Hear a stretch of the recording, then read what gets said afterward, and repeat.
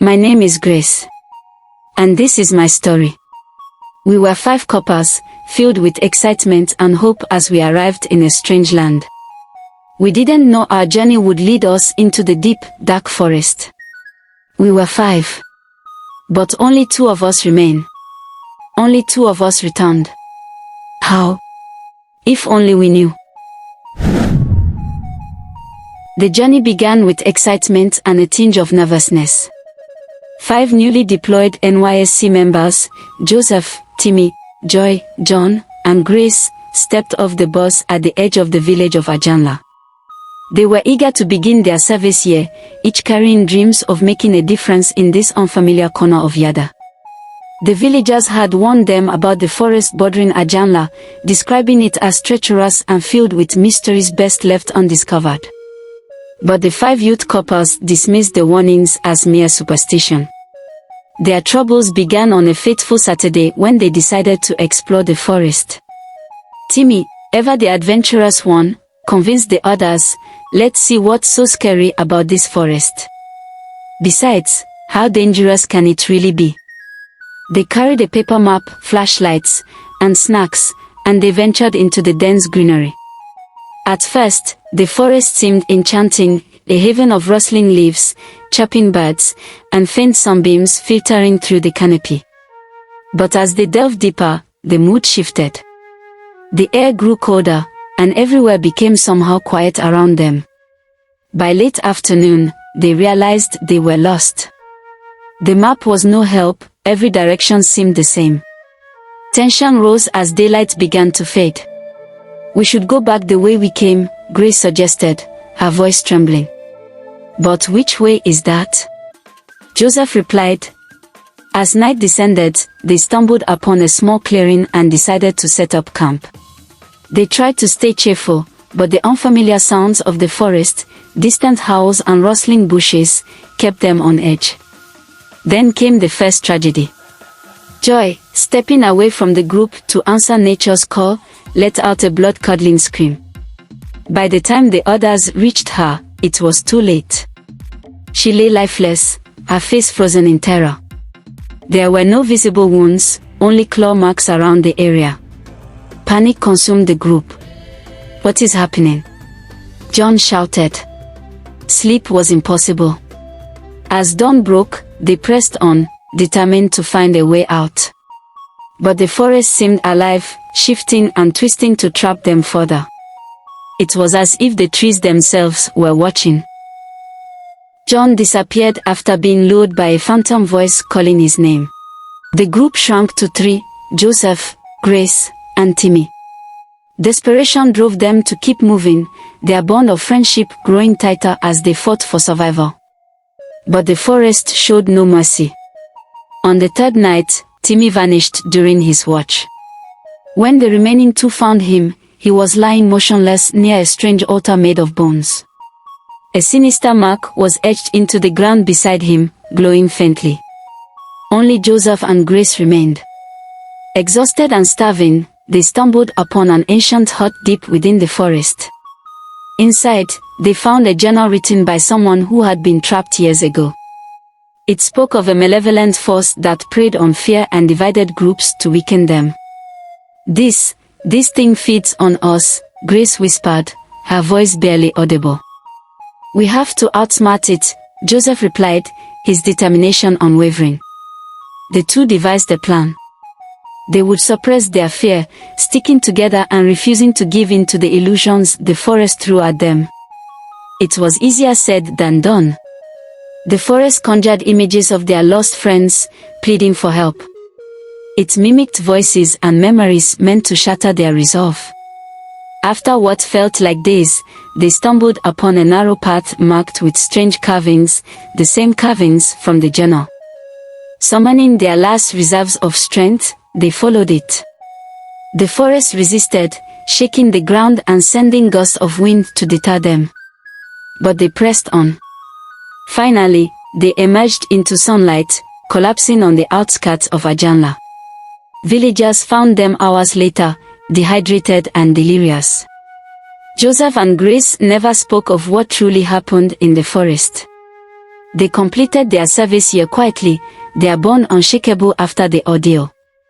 But they carried the scars, both physical and emotional, of their survival.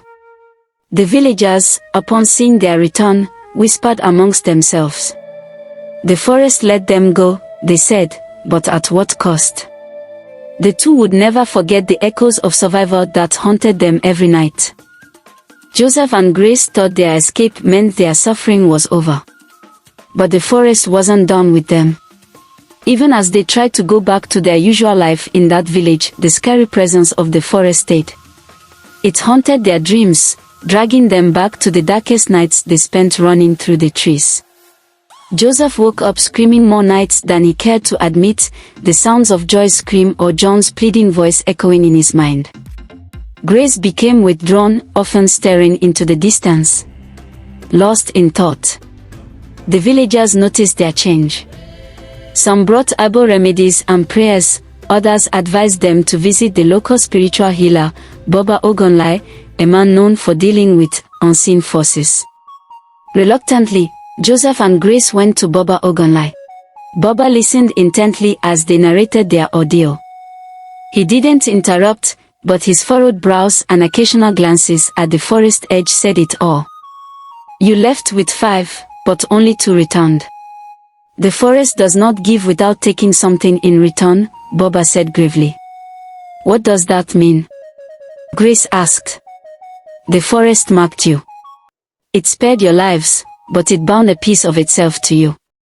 You will never truly escape unless the bond is broken. Joseph held his hands tight. How do we break it?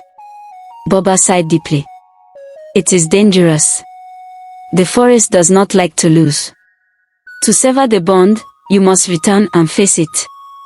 The thought of returning terrified them, but Joseph and Grace knew they couldn't live with the constant nightmares and the guilt that weighed heavily on their souls. Baba Ogunlai gave them charms and guidance as they prepared for one final journey. As they stepped into the forest again, the atmosphere felt heavier. The trees seemed to lean closer, whispering their disapproval. The ground beneath their feet felt alive, pulsing as if the forest itself had a heartbeat. Stay close, Joseph said, gripping Grace's hand tightly.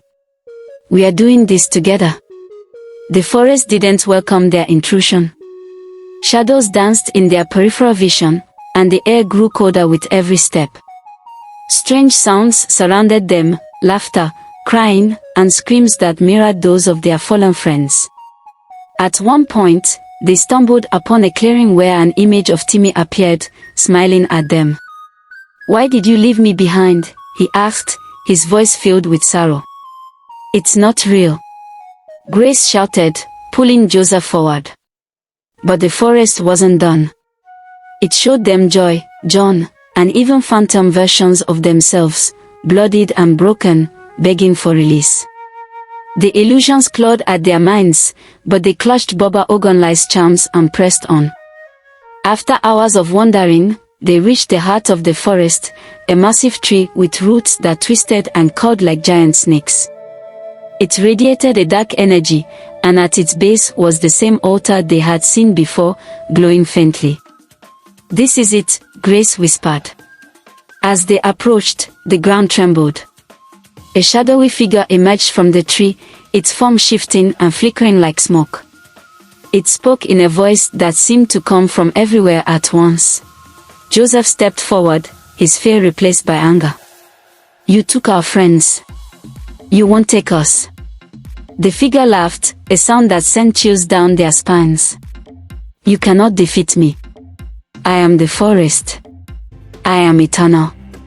Baba Ogunlai's instructions echoed in their minds, face it without fear. Its power comes from your terror. Holding hands, Joseph and Grace stood their ground.